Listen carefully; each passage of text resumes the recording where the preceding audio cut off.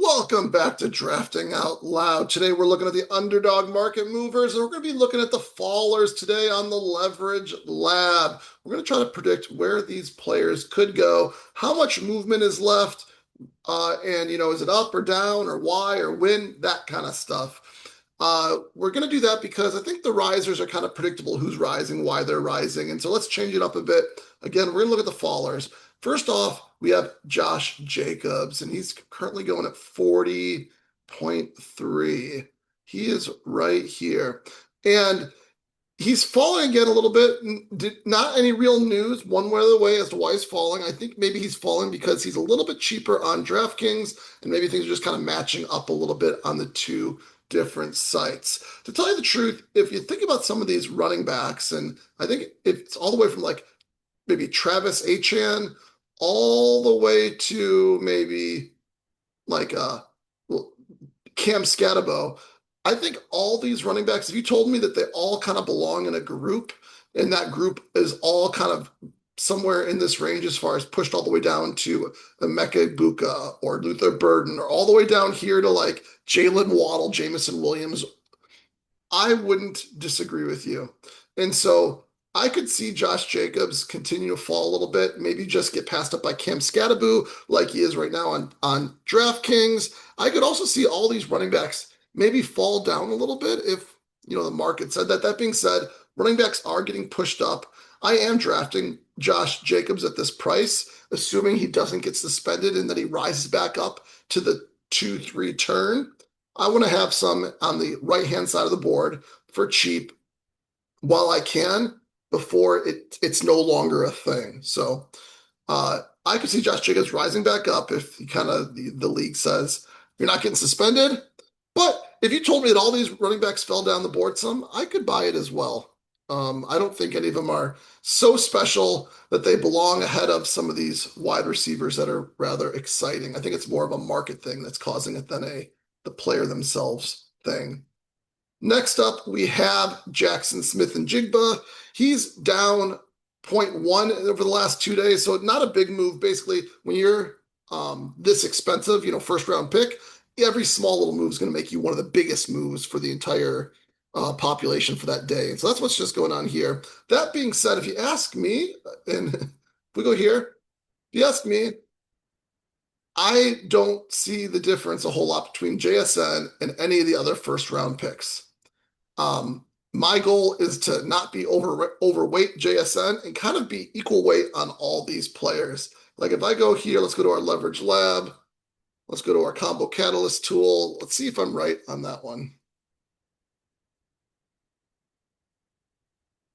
Let's see where I'm at right now with Jackson Smith and Jigba. So yeah, I'm currently at 5.4%, so I'm slightly below market on Jackson Smith and Jigba. And when he pops up again for me as that fifth pick, I'll take him. But if it happens too many times, I'm going to take someone else instead at that point in time, right? I'm going to go and pull up Christian McCaffrey or Jonathan Taylor. In fact, I think I'm a little over. I just checked this recently. A little overweight on Jonathan Taylor, underweight on Christian McCaffrey. So maybe there's a chance if I get overweight on JSN and I'm then equal weight on one of these guys, I'll just pull one of them up, or maybe even I pull up like Amon-Ra or CD or something like that. I don't really see the difference between these players, and I want to make sure that I'm kind of like at equal weight for all these players for the most part. And if I feel that way and I take them at different spots, I'll get a little bit more unique than the rest of the field without losing a whole lot, I don't think. So him falling, I don't find that weird, and I would do it myself as well.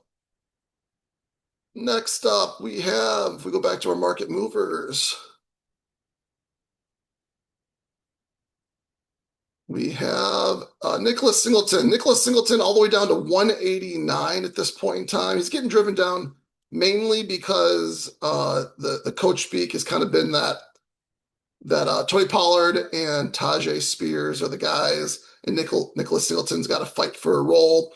And so it makes sense where he's at right now. He's with other players that are fighting for a role, like Emmett Johnson, Mike Washington, Katron Allen, and then other players that maybe aren't as exciting because they haven't done it yet, but they kind of are the handcuffs and things like that, or players that have just been injured or other kind of warts as well. So it makes sense where he is at this point in time. He's getting to be one of the last round picks.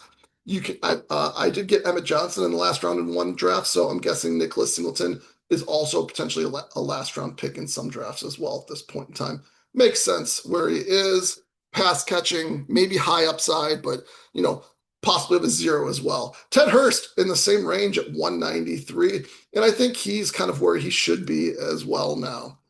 If we go down here to the wide receivers, you can see where he's at.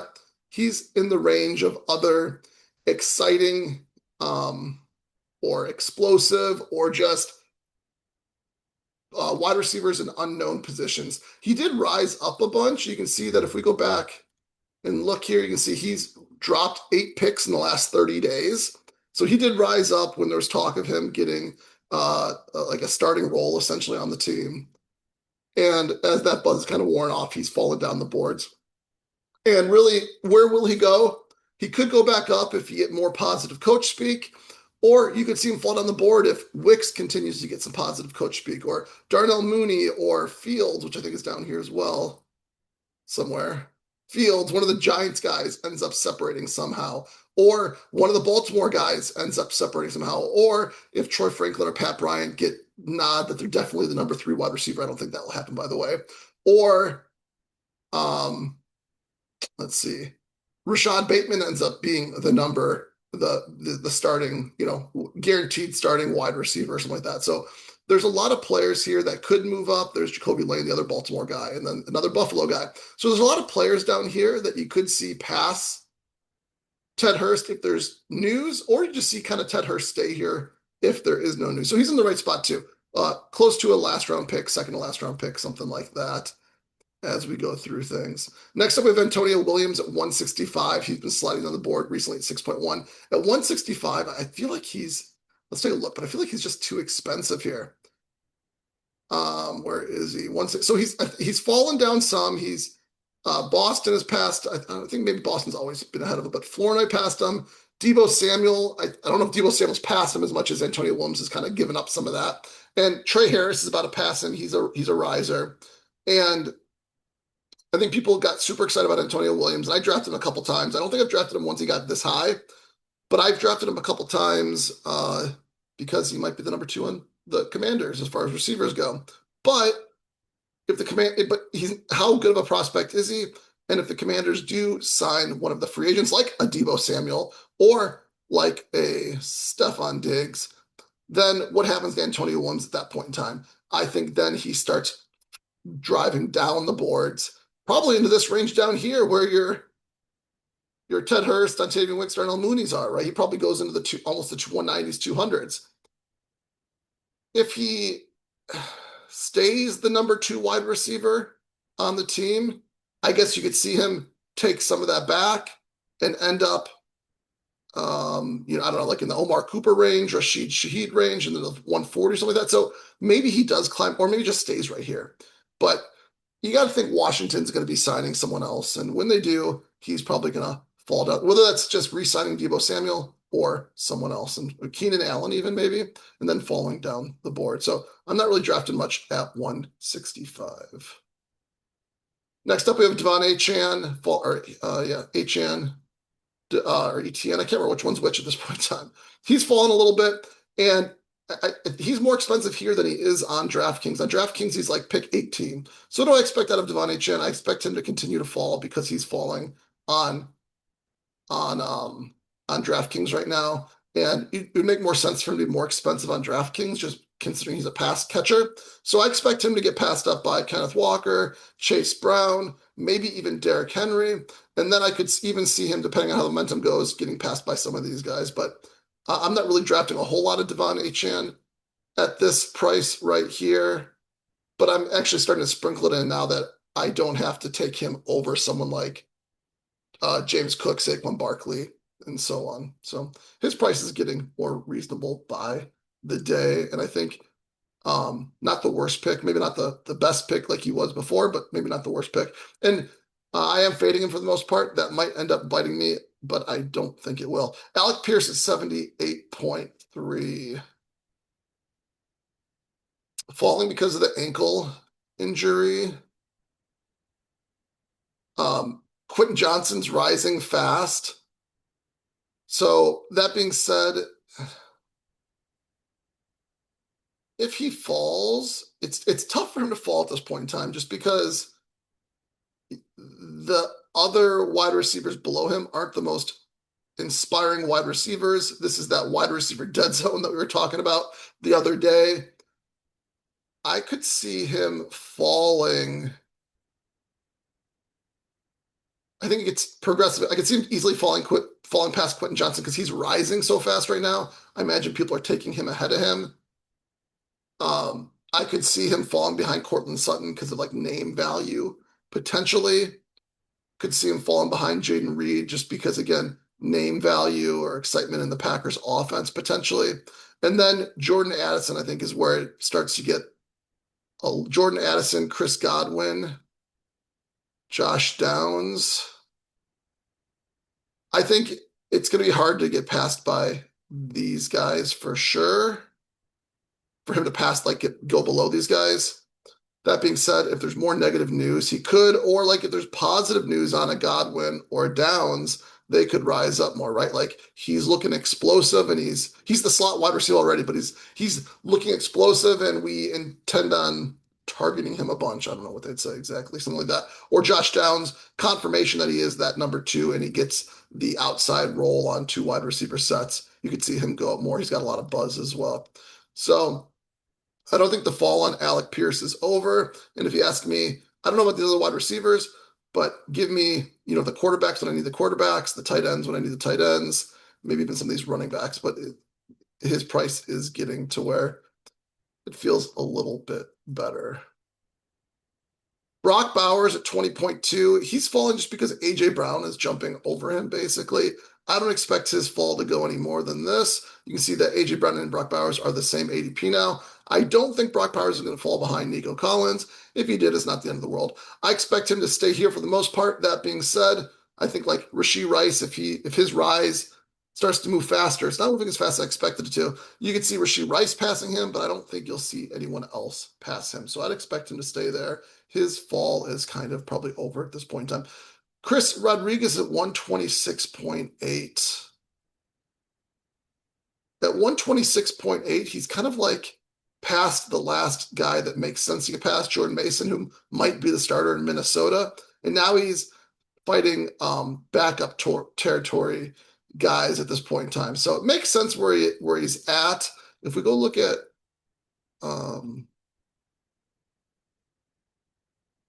you could see him fall a little bit to get to the next running back in Tyrone Tracy because you could see people excited about, and I think for the most part, give me like a Ferguson or a Kincaid. I think I'd like more than Chris Rodriguez.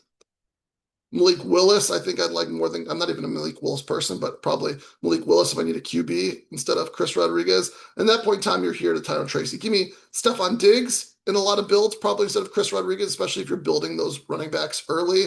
I don't feel like getting a Chris Rodriguez mostly. I'll take a Stephon Diggs.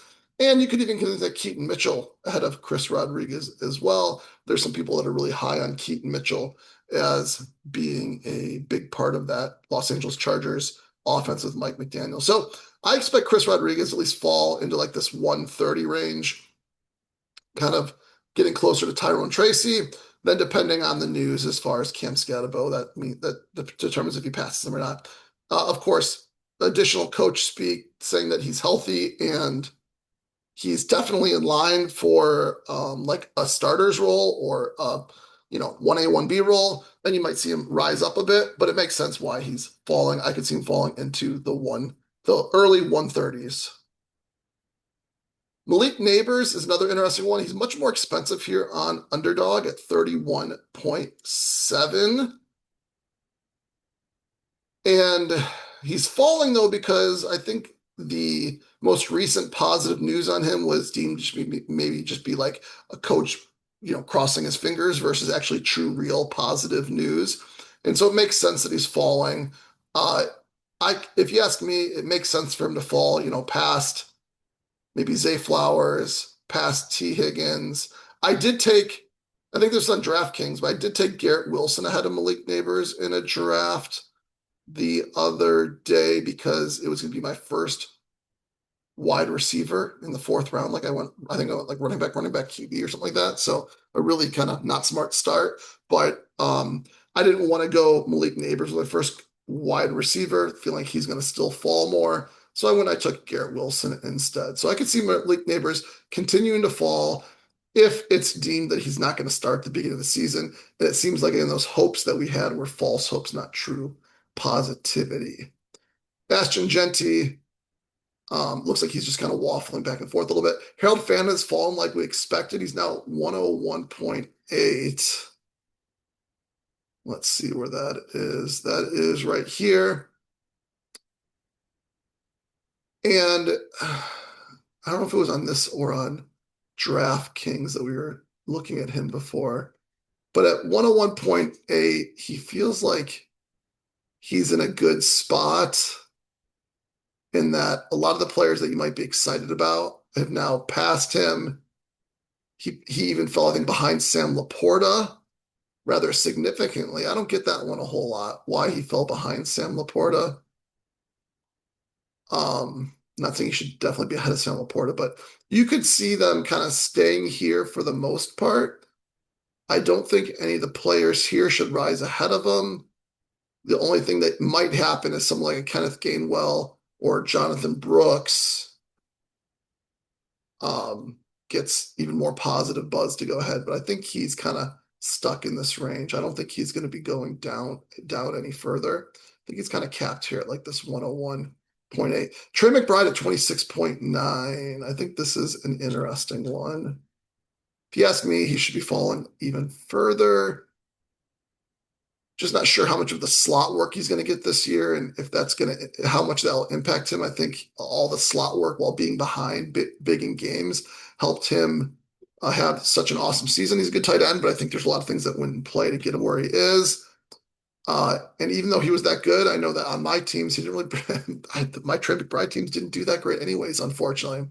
I could see Breece Hall passing Trey McBride again. I could see Devonta Smith passing Trey McBride. I could see, of course, Rashee Rice passing Trey McBride. And I could see Chris Olave when people are no longer scared off about the clot stuff, which I think will happen. I could see him passing Trey McBride. So I could see Trey McBride get into the middle of this third round as opposed to the beginning of the third round. And that, I think, is my prediction. Unless they come out and say Trey McBride is playing the slot at the same clip he did last year, I could see him falling down the board some. TreVeyon Henderson is now in that group of running backs, and Jadarian Price and Chuba Hubbard. They're all kind of in that group of running backs. Let's see. Here they are. Price 61, Hubbard 72. What was the other one? And TreVeyon Henderson 51. TreVeyon Henderson is in this group. I think it makes sense where he is. I could see him fall to the bottom of this group potentially, but I don't expect him to move a whole lot from here. If I could see maybe like people getting bored of this running back kind of pocket here, and someone like DJ Moore, Lamar Jackson, Christian Watson, Rome Odunze, Carnell Tate starting to move up the board as this whole group kind of just moves down the board a little bit. I know people are high on Byshell Tootin though, so it's hard for this whole group to move down when there might be like an anchoring running back that is holding everyone else in place. If it were me, and what I'm doing is I'm not taking this group a whole lot unless they kind of fall. Then I'm taking them a decent amount. Like I got TreVeyon Henderson a decent amount on DraftKings because he was cheaper on there. I don't have a whole lot of them on an Underdog. Taking Bucky Irving a little bit when he falls. Quinshon Judkins falls all the way to the next round sometime. And Tootin's kind of stuck here now at like pick 55. So I was taking him before the rise that I thought was going to happen. But I think that might be kind of petering out a little bit and staying here at like pick 55 or so. So I could see this group just kind of staying here and people waffling between them with TreVeyon Henderson maybe going to the bottom of that group potentially. Pick the one you like the most. Jadarian Price has already kind of separated from that group though, right? So he's fallen down here, and I could see him continuing to fall. Brian Thomas is getting positive buzz. You got the rookie wide receiver, which I think has a longer term positive impact compared to Jadarian Price. by the end of the season, Tyson ideally is healthy and taking on a bigger role, while Price maybe is now competing to keep his role from Zach Charbonnet. And then from there, you got one of the top tight ends, and then you're into this wider this QB pocket that I think is more exciting also than Jadarian Price. So I could see Jadarian Price continuing to fall. He could fall like, I don't know, could he fall all the way down to Chuba Hubbard? I don't know why not. There we go. That's my call there. Jadarian Price continues to fall past all these QBs, at least. You got a couple more. Jeremiah Love, still falling a little bit. I can tell you I'm taking him every single time unless I have to choose between Jeremiah Love and Rashee Rice. Then I'm taking Rashee Rice. But really, once we get here to the second round, it's kind of like Jeremiah Love, Rashee Rice, and then everyone else in some kind of order or something like that, assuming Rice continues to fall. And I'm sorry, rise. And Jeremiah Love, I think I think at some point in time he's going to get some positive buzz and he's going to start to rise. And if he doesn't get positive buzz and he continues to fall, I'm just going to keep on taking him at cheaper prices, considering he's the number 3 pick in the draft and he has just as good a draft pedigree, like not just draft capital, but like pedigree, just like what type of player he is. A lot of people think he's better than Ashton Genty. They compare him more to some of the running backs that are a little bit better than Ashton Genty, like a Bijan Robinson or someone like that, I believe. So I'll take him whenever I can and hope that the exciting rookie pass catching running back can make it happen. We have Tyler Shuck and Fernando Mendoza. 120 for Tyler Shuck, falling down the boards a bit. I think he's falling down mainly because people are just a little less excited about the Saints than they were a week or a month ago. He rose up the boards a ton into, I think, probably like 118 range or something like that. What does he know? 120 something. 120 exactly. Let's see what he's given back. He's dropped 8 picks. So he was in the 112 range is where he was. So he's just rising because of momentum and people trying to take him. But that buzz is kind of worn off a bit, and I think it makes sense that he's given some of it back. I could see him continue to give some of it back and fall closer to this Malik Willis range. Don't know if it'll happen, but I could see it happening. I think in a lot of cases, if you still need running backs, maybe you want one of these running backs instead, or some pretty solid tight ends in Andrews, Ferguson, Kincaid, at least as well. So, or you take Higgins, knowing that you most likely can get someone like a CJ Stroud later on, right? Or right before Higgins, you take Wan'Dale Robinson, knowing you can then get a Cam Ward later on. And if you ask me, if I don't have a Saint, doing one of those bets maybe makes more sense than going and taking a where is he? Going and taking a Tyler Shuck and trying to then stack him up with the one last remaining player, Juwan Johnson or Alvin Kamara or Devon Vele or something like that. Give me other players stacked up with a pretty good target. You can even wait and get Jalen Coker and go with Bryce Young. I think that's probably just as a solid potentially in some ways. So I could be wrong with that one. I know the high parts on Tyler Shuck are New Orleans offense plays fast, should pass a lot, has some new pass catchers, but Tyler Shuck also was he second round or first round? I can't remember, first or second, but just he was not as exciting of a prospect, older prospect than many. So who knows if he can even replicate it for another year. I can see him falling. We have Sean Tucker at 176 falling. He's risen up 20 picks though, so like it's crazy. He was going way later. I think the reason why he rose up 20 picks is because people were talking up the projectable volume that he had once he got re-signed by the Buccaneers. People are excited that I lost him. Where'd he go? Is it up here somewhere? Sean Tucker. People are excited that, he could have the goal line role, and that means that he could spike for a week or two. And I think they're right about that. That being said, he could also get you 0 points for a week or two or three as well. So um, I think this is just kind of like the end of the momentum, right? People were taking him. I gotta get him. I gotta get him. They're like, hold on.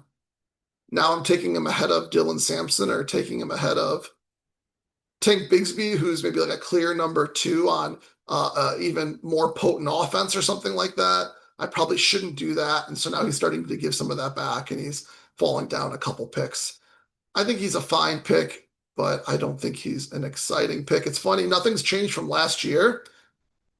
Maybe in some ways it's gotten, I wouldn't say worse, but I don't think it's gotten better since last year, but he's going a lot earlier this year than last year when he's, I don't know, a year older or something like that, right?